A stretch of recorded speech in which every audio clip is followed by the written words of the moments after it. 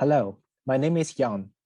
Today, I will be presenting on behalf of Group 12 to answer one important research question: how enterprise architecture framework can help to achieve the intelligent transportation system in Victoria. The list of my group members can be found on the bottom left corner of the slide, and I hope you will like the presentation I'm about to give today. To start with, our group first was reviewing the key challenges faced by the Victoria at the current state.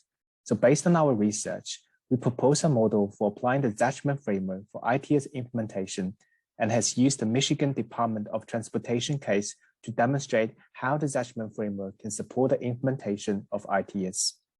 We also explore the challenge that could lie behind the ITS implementations. So how do we came up with the research question in the first place?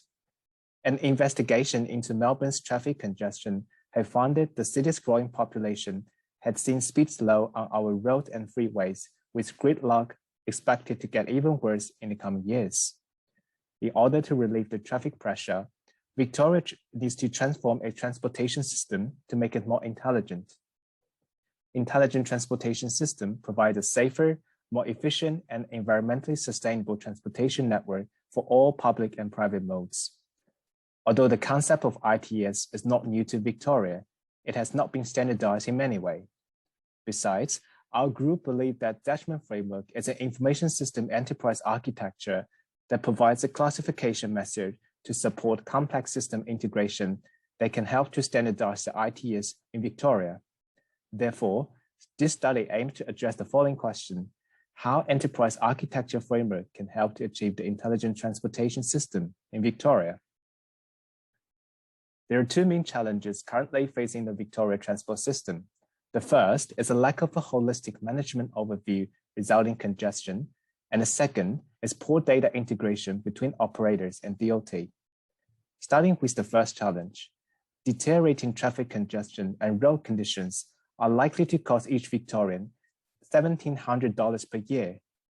Given the fact that 85% of tram network do share routes with roadways, public transportation's operational performance is largely on the course. Unpredictable journey time of public transport could make some Victorians choose private driving over public transport. Therefore, to address this problem from the root cause would require a designing of a network that can prioritize public transport by coordinating public and private means. Then, we'll move on to discuss our second main challenge around the system and data. The lack of a centralized shared database and standardized data management system makes it difficult for operators to make consistent data-driven decisions. Talking about data sharing, there should be two main focus areas: real-time operational data and scheduled data. Starting with real-time data, currently, operators do not share real-time operational data with either the government bodies or the other operators. Without that, it makes it difficult to have multi-operators collaboration on designing a seamless transition network. In addition to that, the temporal pool GIS data quality could further exacerbate the data quality issue. Taking Yarra Tram as an example, it is difficult even for the organization itself to identify all real-time information of its rolling stock, given the data they have on hand is often hundreds of meters away from their actual location. And similar to real-time data, the missing of scheduled data makes it impossible to access important information such as timetable, driver duties, vehicle duty, and spatial information. The current problem in the current Victoria transport system has pinpointed the need to establish a vehicle-to-vehicle and vehicle-to-infrastructure network. The ultimate goal for the transport system should be about providing well-being instead of just accessibility. And the following two diagrams showcase a transition from the as-is state to the future state.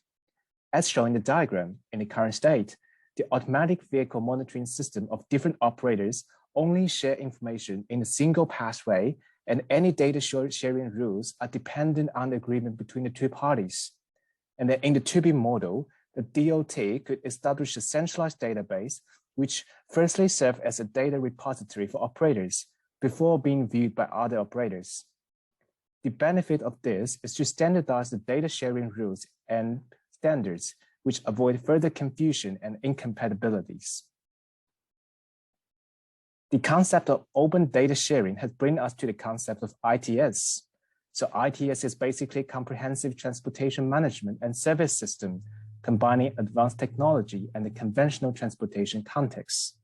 It collects data from various sources, for example, the roadside sensor and in-vehicle GPS, and they utilize and process the data into valuable information to support data-driven transportation planning, monitoring, and control. A well-implemented ITS would deliver a range of benefits, include, but not limited to, reduced traffic congestions, reduced vehicle usage and ownership related costs, and improve road system efficiency.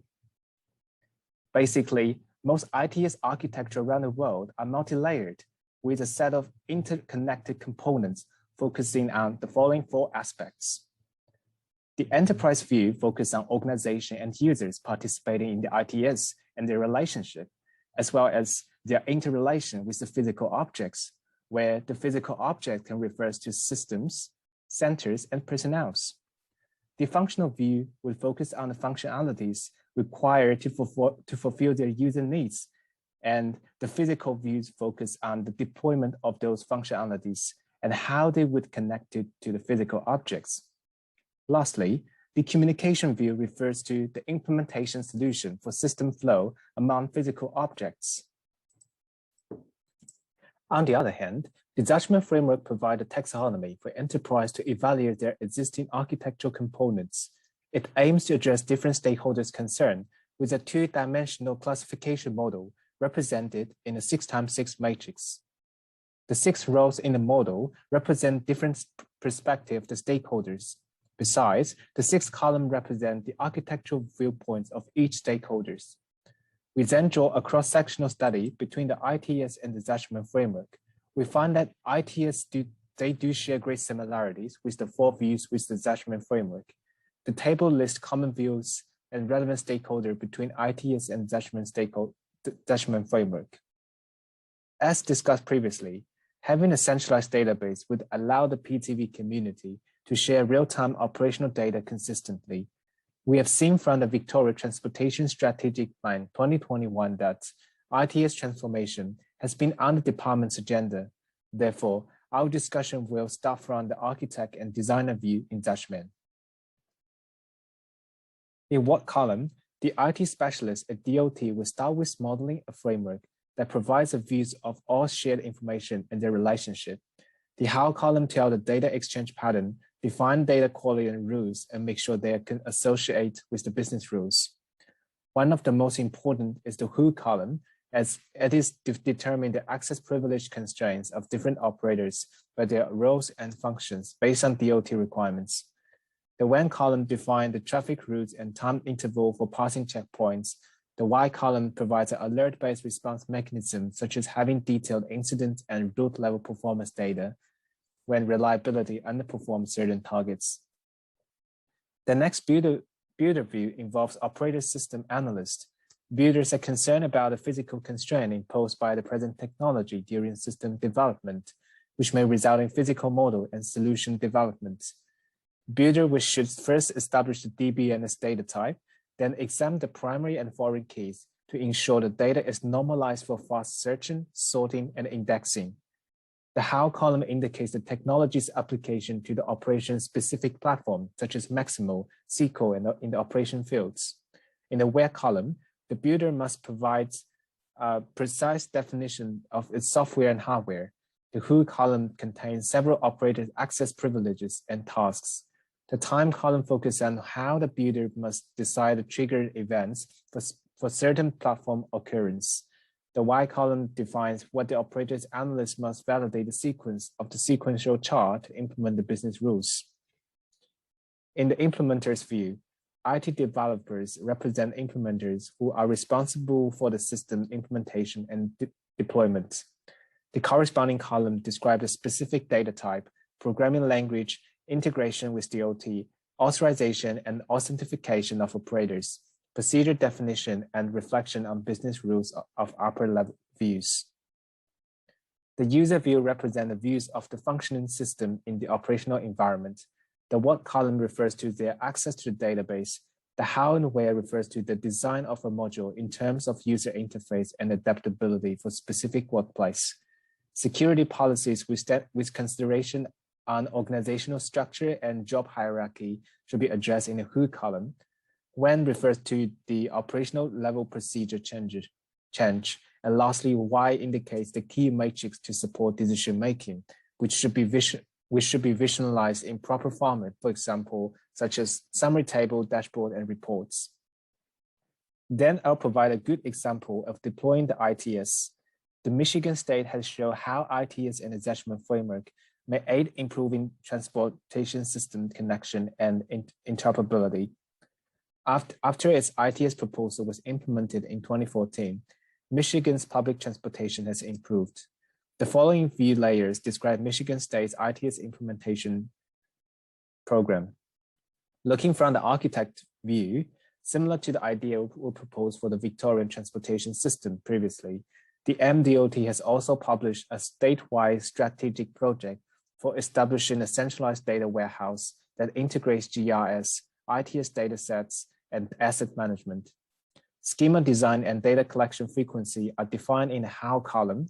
With the adoption of open source communication, MDOT would also implement different security practices, such as having the entire network domain level, such as having the LDAP and VPN. Looking from the builder's view, in terms of what column, MDOT continuously to benefit from the ITS asset management database and use the database to generate reports to track equipment usage. The how column represents the MDOT created data use and analysis and processing project to assess how existing data may help improving the data-driven process in the state highway management and operations. The Y column, the MDOT helps define IT processes by validating sequence diagram, and the main goal of system of analysts is to working with the other operators to align procedure and provide public access of the ITS data. Looking from the implementer's view, the data integration between the ITS and other MDOT business units are optimized. The efficiency of IT processes is also streamlined and maximized. To work with native format source data, there are data collection software that integrate with the DUAP system. At the user view, data and information is aggregated and stored in the ITS subsystem. Requiring the data, the system of the web applications support access from most devices, including laptop and mobile access. Graphical user interface is deployed to ensure consistent experience regardless of device type. Information displayed is also designed based on the functionality of the subsystem, aiming to present the information in the most suitable and efficient way. There's user authentication and control to manage access to application and functionalities.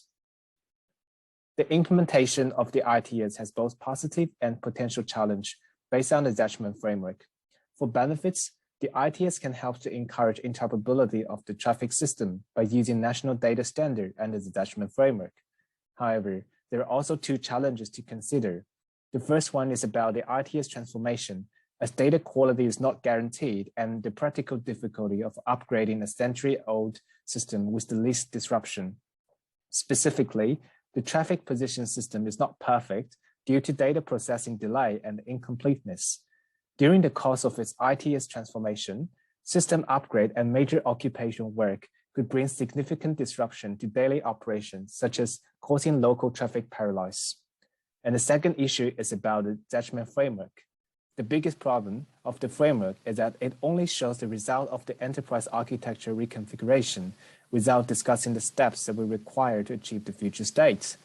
Besides, judgment is also a document-oriented framework, as all of its 36 squares in the framework will require more supporting documents, posing challenge for framework adoption. In general, we have reviewed the performance of the Victoria ITS and key challenges faced at current state, and propose a judgment-based model for actual implementation to enhance the interconnectivity and interoperability of the system. As we find the comparability between the view layers of the judgment and the ITS framework, some of the components to consider during the plan, design, development, and implementation stages of the ITS are demonstrated using the case of Michigan ITS implementation. Thank you. This is the end of our presentation. Thanks for listening.